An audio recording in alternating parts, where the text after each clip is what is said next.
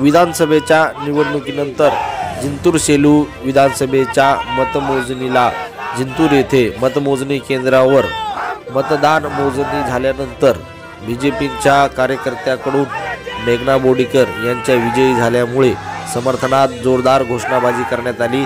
यावेळेस बीजेपीचे कार्यकर्ते व गंगाधरराव बोर्डीकर यांच्या समवेत जोरदार घोषणाबाजी करण्यात आली व सर्व कार्यकर्त्यांचे व मतदानाचे धन्यवाद व आभार मानण्यात आले। यावेळेस सर्व जिंतूरमधील व सेलूमधील बीजेपीचे कार्यकर्ते उपस्थित होते। विजय निश्चितच होता, कारण की मागच्या 5 वर्षामध्ये जे कामं दिदीने केलेत, मेघना दिदीने, ते खरंच लोकांनी फार मनातून त्याचं प्रशंसा केली आणि मताच्या रूपामध्ये त्यांनी सर्व काही दाखवून दिले।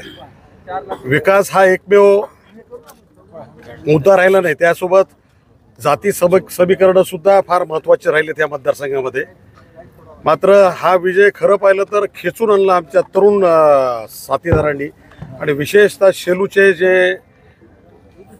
शेलू शहर जे आहे यांना मनापासून मी खरं पाहिलं धन्यवाद देतो, कारण की त्यांनी ज्या पद्धतीनं भूमिका मांडली हे केलेली आहे त्या उलट आमच्या जिंतूरमधून जर आम्ही मायनस झालो असेल, मात्र शेलूला त्यांनी त्याच प्रमाणात निवडून हे केलं, कारण की शेलूमध्ये आपण 4000 जवळजवळ प्लस झालेलो आहेत, 4000 वोट।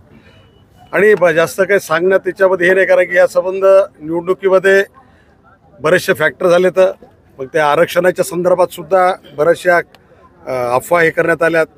काही लोकांनी काही स्टेटस वगैरे पण वेगवेगळ्या पद्धतीचे अफवाही केल्यात। पण मागच्या काळातल्या ज्या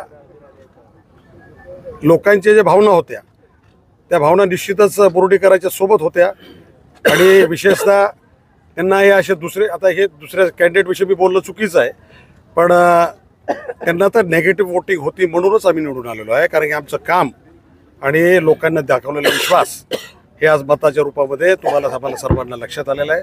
मी जिंतूर आणि शेलूकरांचं धन्यवाद देतो। एवढंच बोलून संपतो। मेघना दीदी तुम आगे बढ़ो।